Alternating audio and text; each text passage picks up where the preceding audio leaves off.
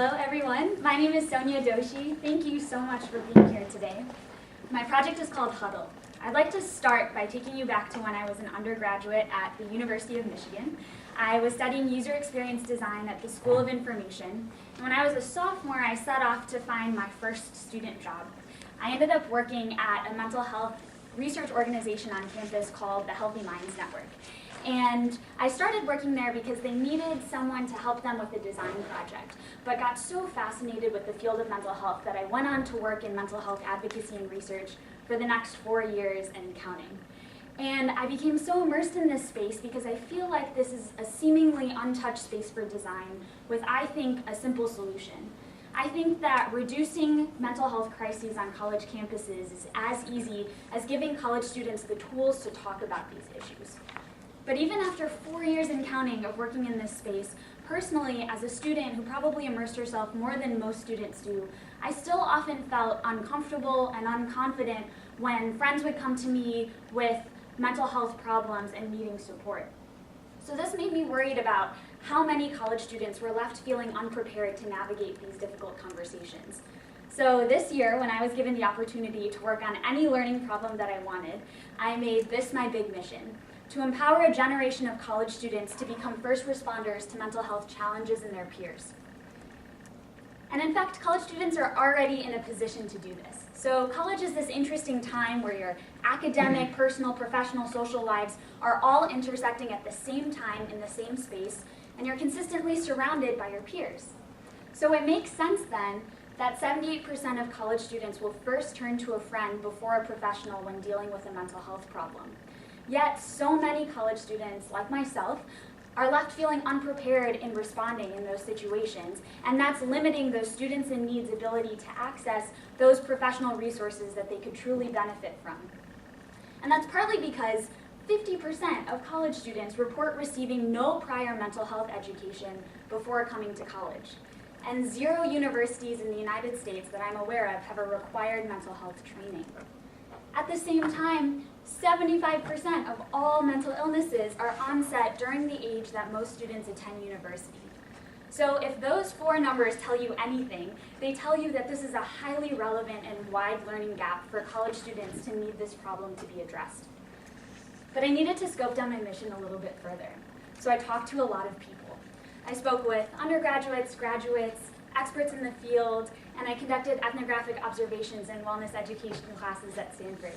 And from students, I heard things like, "Are we the only ones feeling this way?" Or, "Open communication wasn't a thing when I was living in a dorm." I also heard things like, "I'm looking for that one student who I can just share anything with in a non-judgmental capacity."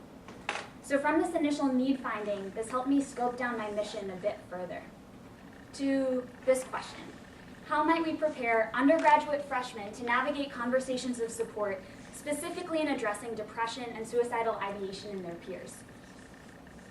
I'm focusing on freshmen because it provides an early prevention model for college campuses, but also because most freshmen live in residential dorm settings, which I think is the ideal space to cultivate this type of community of support. And I'm starting with depression and suicidal ideation with the potential to scale up to the breadth of mental illnesses that also affect college students. I'm starting here because of their prevalency. 1 in 3 college students report experiencing prolonged periods of depression, and 1 in 4 the same for suicidal ideation. So I thought that this would be an important place to start. I began my design journey by identifying 3 learning problems that I wanted to deliver through this solution. The first is that I wanted students to be able to identify the signs of depression and suicidal ideation in their peers to the same degree that we can see a friend and notice if they're exhibiting signs of a cold or the flu. So not to turn college students into professional therapists, but simply to give them a heightened sense of awareness, more so than they have the capacity to do now. The second is to help students determine how and if to approach a peer in need.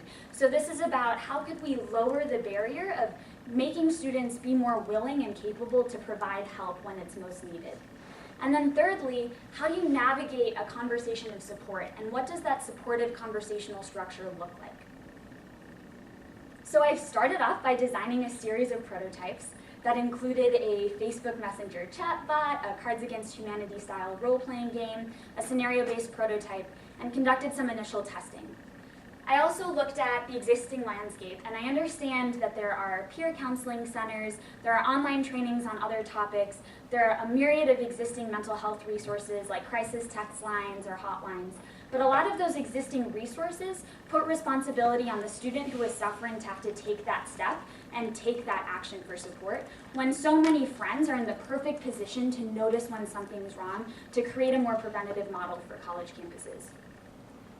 So from this initial user testing and prototyping, I identified 5 design principles that I really wanted to put forward through my solution.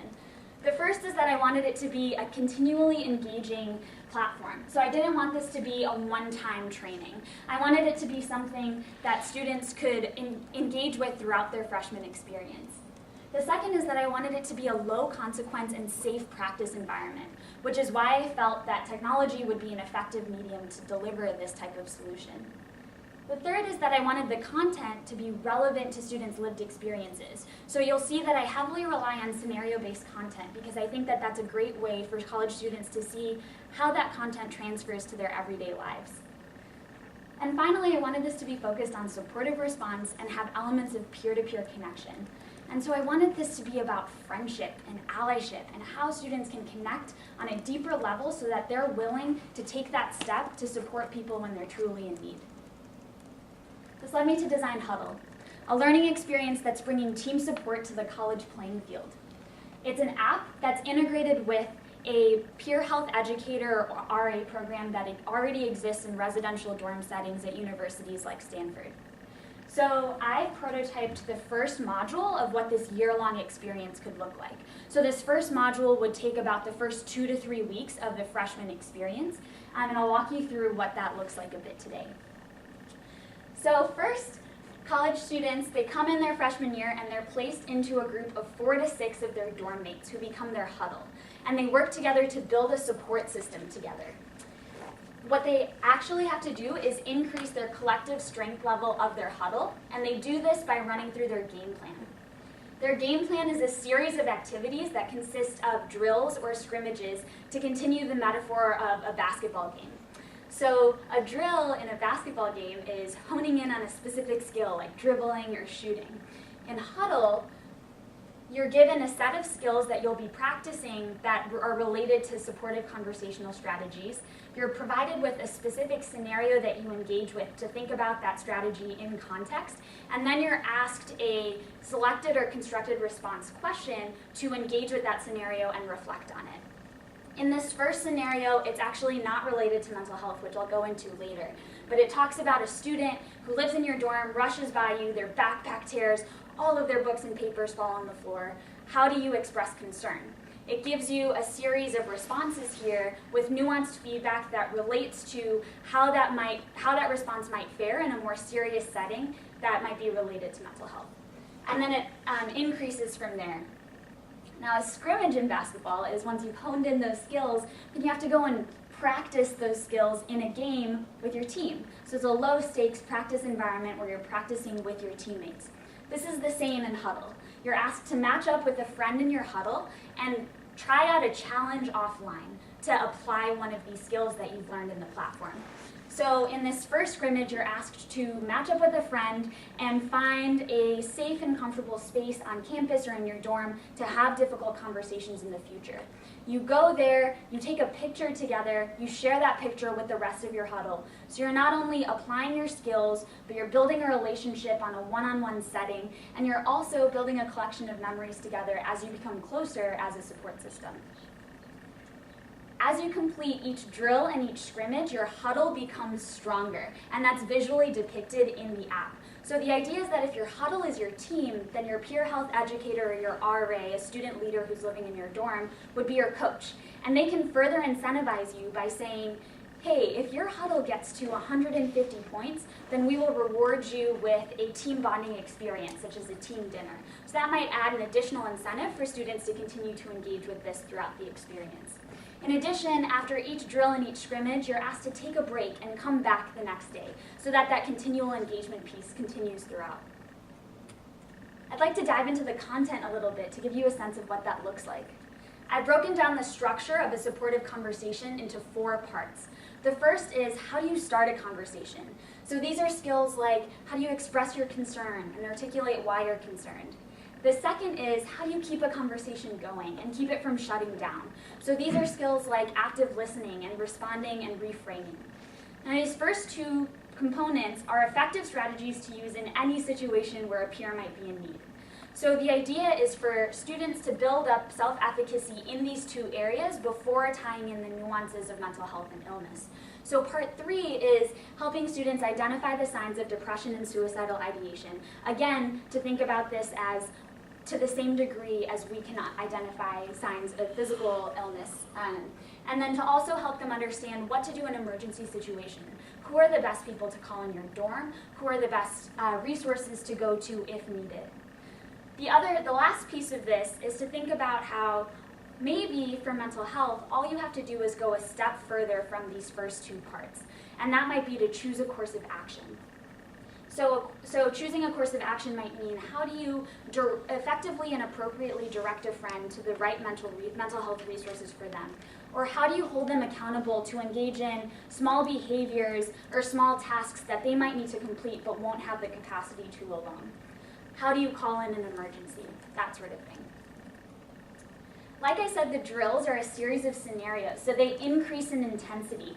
And so that first example that I talked about is an accident. Starts very low ball, very easy. Scales up to the next scenario, which is a friend showing signs of a cold, to a friend dealing with academic stress, to relationship stress, to finally depression and suicidal ideation. And I scaffold it in this way for 2 reasons.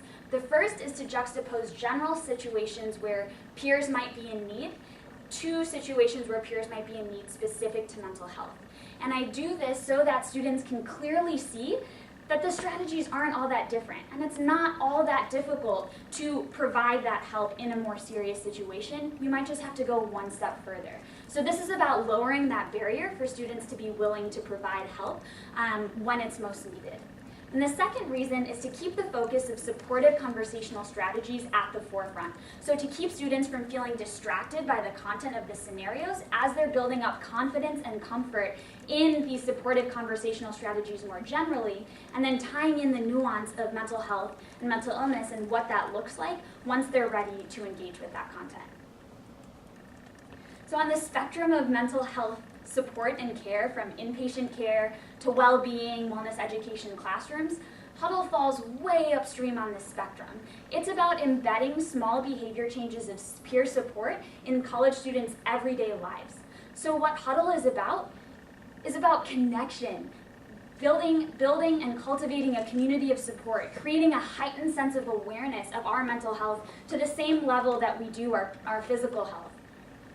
And so, once I've prototyped Huddle, I conducted a series of user testing and learner testing throughout this process, and I'm going to dive into a small-scale learner study that I completed this summer with 7 groups of 2 to 4 students who are incoming freshmen or underclassmen at universities across the country.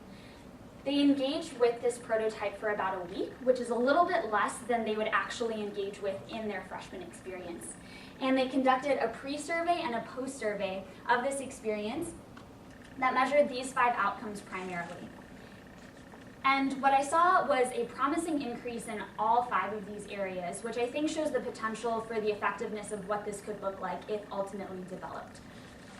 Students said that they felt significantly more or somewhat more prepared to approach or respond to a friend in need of mental health support. They felt more confident to identify the signs of depression and suicidal ideation in their peers, but they also felt more comfortable to approach or respond to a peer showing signs of depression or suicidal ideation. So that means that that barrier of being willing and feeling capable to provide help in those situations was lowered even in that short testing time. They felt closer to the people in their huddle. So whether they were already friends in their group or whether they were complete strangers, there was some semblance of a relationship and friendship that was already starting to form, which I think is promising because I think that at the core of a support system is a strong relationship and a strong friendship, and that's what a big piece of this is about. And finally, there was an increase in content knowledge. So in the post-survey, students were more effectively able to outline the structure of the supportive conversation that we were trying to teach in Huddle than they were in the pre-survey. So after this user testing and learner feedback, that sort of informed the current iteration of my prototype today. And I've captured a few quotes that kind of re-energized me and told me that I might be onto something. Students said, yes, I definitely made a new friend. These were students who were complete strangers before testing Huddle. Another user said, it not only allowed me to test out the strategies, but it went into detail about how to use them. So this means that that emphasis on transfer was also at the forefront of their minds as well. And finally, a user said, it set a foundation for when I need to support a friend, which is exactly what this first module that I prototyped aims to do. So I've thought about implementation moving forward. And like I said, this first module is building that foundation, but the potential to create a year-long curriculum within the structure and design of Huddle is pretty boundless. We could touch on topics of other mental illnesses such as eating disorders or anxiety that are also prevalent among college students. Think about the nuances of accessing the right care for students, or teaching students self-care and mindfulness strategies in moments during a freshman year experience when it's particularly stressful. As I said, this prototype would be integrated with an existing Peer Health Educator or RA program. So I've mapped out what a fall quarter of a freshman experience could look like if it was integrated with the Peer Health Educator program here at Stanford. So in week 1, they would get introduced, they would get randomly placed into their huddles, and in weeks 2 to 4, they would engage with that first module that I've prototyped. In week 5, they would all come together as a dorm, and that's also where those teams that reach that strength level they were tasked to would be rewarded. So that as a dorm, you're collectively celebrating a culture of support together.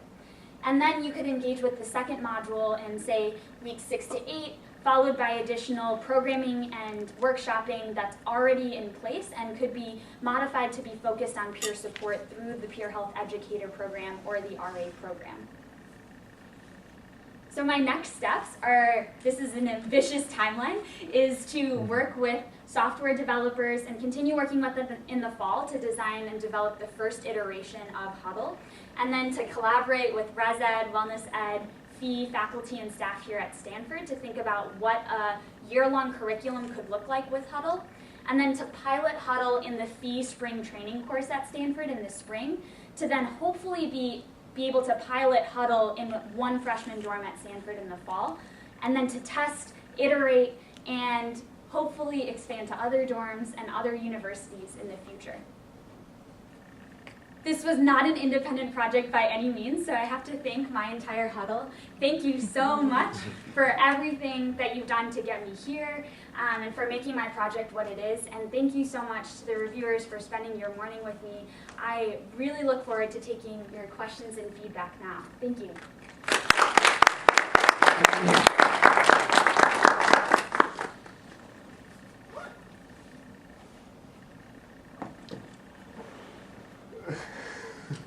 Somebody's got to go first.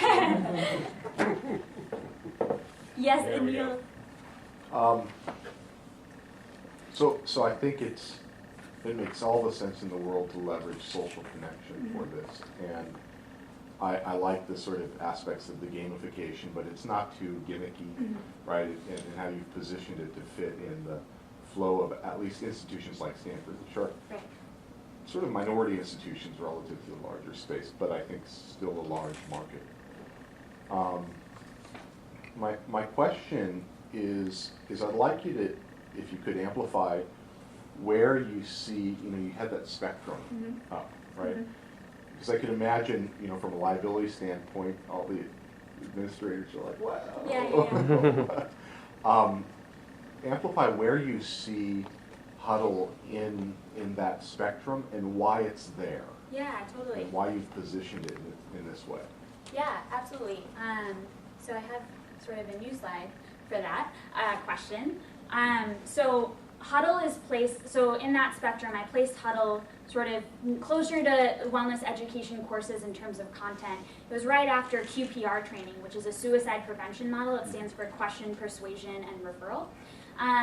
So the idea here is that it takes elements of some of some of those training courses and pieces that exist. But what it's really about at its core is about supportive conversational strategies. It's trying to really lower the barrier of what mental health education could look like in a way that's accessible for universities. And this is why I'm not calling this a mental health or mental illness application, and I'm not making this mandated by or asking for it to be mandated by the university, but something that's sort of fostered from the ground up by students for students.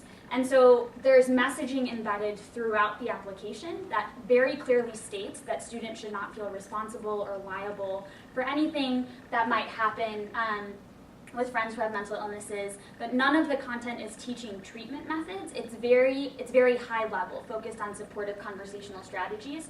And the way that I like to look at it is to sort of, I think that the comparison to physical health is quite strong, is that it's giving people the same capacity to be able to look at a friend and say, hey, you have a cold. Do you want me to make you some soup? Do you want me to hang out with you or help you, pick up your homework the next day? But they're not going to prescribe medication to that student. So it's giving students that same level of awareness to say you're not a professional, but students are already turning to you for support, and right now that line of defense is completely weak. So how can we strengthen that a little bit to help colleges become more preventative? So you articulated your whole project really nicely. Oh, thank you. Great job on that. The question is, it seems like you're encouraging a social interaction to improve the state of the mental health, but did you think a little bit about the introverted student that might be moving down more of a depressive path, that their tendency may not be to show up honestly with other people or to really deeply connect with others, and in fact, they're doing the opposite. They might be showing two faces, one to their friends and their peers and their community, and another which might be quite dark and very difficult to express. Yeah, absolutely. That's a really good question.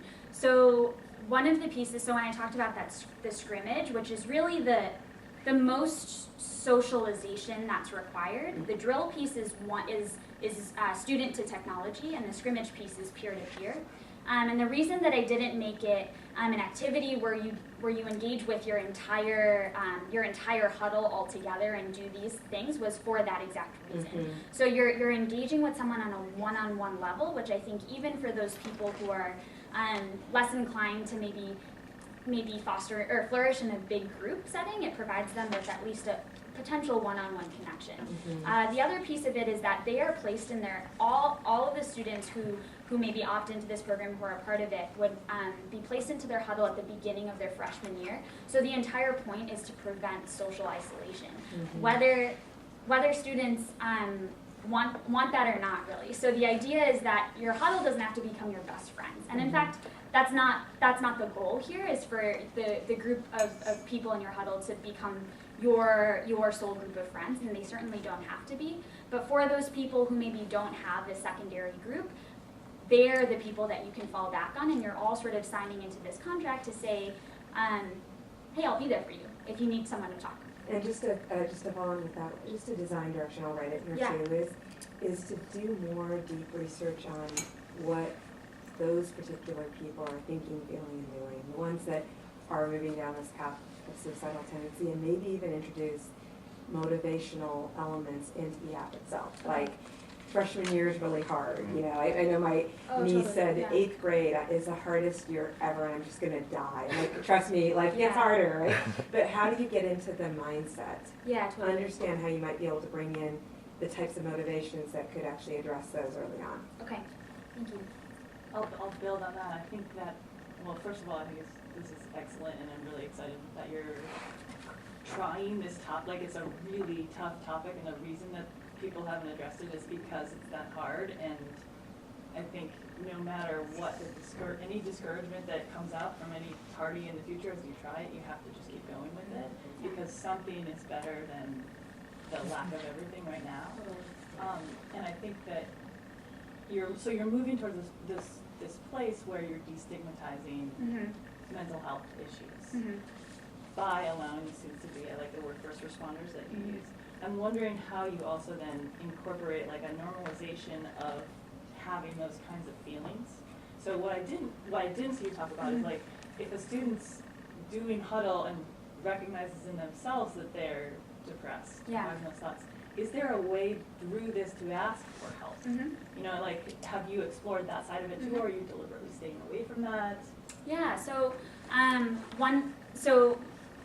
first, part of what this is trying to do is sort of teach you of how to care for your own mental health by self-distancing you as an ally or as a hero.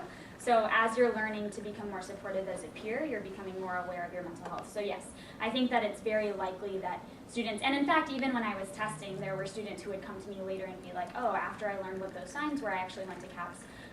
And so one of the pieces that's embedded in this is a list of, in the navigation at any point, you can access a list of emergency contacts, your RA's phone number, and also every person in your huddle's contact information. So the idea is that you can not only use this platform to be learning the content, but you can also be using it to access help at any point that you might need it. But I think that it's something that I'd want to dive into further, is to think about, like, I've thought a little bit about, like, could you signal somehow in that first homepage that, hey, I want someone to talk to, and then have people sort of reach out to you if they notice that you're, like, flashing red or something like that. So I thought about that a little bit. Yeah, it might be interesting to explore parallel domains where people use peer support, like addiction recovery, things like that. Even places like New Mothers, or things where people are going through a new life experience together, or a big shift, and they need that kind of peer-to-peer support, and look at what's that whole range of different ways that definitely different fields approach that. Okay. Different direction than where we've been. In your early work and in your plan for where you're headed, you particularly mentioned the fee program, and that was on the slides, and then you sort of made an offhand reference to the RA program. Yeah. Tell me a little bit about why you're situated where you are and how you're thinking about it, and then I have some thoughts from my experience living in the valley. Yeah, I would love that feedback. So I've been working with Colin from the FEE program quite a bit, and he's been kind of engaging with me as I've been iterating on this. And so that's sort of how the discussion had come up. And I also, in my initial need finding when I was talking to students, I connected with quite a few RAs and FEEs students, and a lot of them were like, hey, this would be great programming for us in the dorm setting. So that was why, so actually when I first designed this, I just designed an iteration of the app itself, but I was struggling with how to think about where it could be implemented and how to get students to use it. And when I started connecting with RAs and FEEs, they gave me this idea that this would sort of be a perfect complement to the existing programs there, and would allow student leaders to promote and encourage underclassmen to use it. So that was why I started with the FEE program, also because they're positioned as peer health educators, so that it's fairly topical for them. Yeah. All of that's really accurate. Stanford has silos in some areas. One of them happens to be the FEE program and the RA program. Oh, okay. So they're working toward trying to get more of the training to overlap, but it currently doesn't. Right. And at least in Frosh houses, we get one fee, and if you're a dorm the size of mine, you get 4 RAs. Okay. So what caught my attention, you're totally right that it fits well with fee. Yeah. The RAs get a lot of training also in yeah. mental health, and particularly mental health emergencies. Yeah.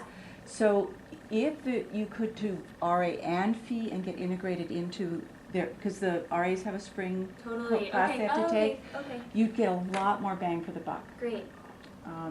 And that's the main thing that jumped out at me, because I No, know that's from helpful. language, what you have up here looks perfectly logical, but lived experience, No, that's if you really don't helpful. start with RAs and fees together, you can't nearly make the impact. No, that's great. And my other thought was also that maybe not every university has a peer health educator Yes, program that was either. my other thought. So the other path is to go through Yeah. RAs. Yeah, and I think Stanford's actually a great place to start. Yeah. It have as your intensive test site for 2 reasons. Our issues with mental health are quite high. They're prevalent at all universities, but they're quite high here. And we also have a very intensive staffing model in the undergraduate dorms Mhm. and intensive training. Mhm. So I think we're sort of your best case scenario. Yeah. And then that lets you get a lot of richness in the development Absolutely. that then can roll out to other places that may have less of a support structure. Great, thank you. Another thought for, like, as you can continue to Mhm. test things this year is like, you're really gonna need like a long-term research plan, Yeah, right? totally. Because this is a long tail of taking the training and Absolutely. then actually being in that kind of situation. So get yourself the resources to like Yeah. identify some participants that you can follow for 2 years. Oh, That you totally. can, both from the administrating of the, if you're the, is it the fee? I don't know Mhm. if that's like a person's title or not. Mhm. Yeah, it is. I'm not familiar with that. If you're the fee, you're the RA, but then also, can you get 20 students Yeah. to agree to be Mhm. tracked for a long period of time? Mhm.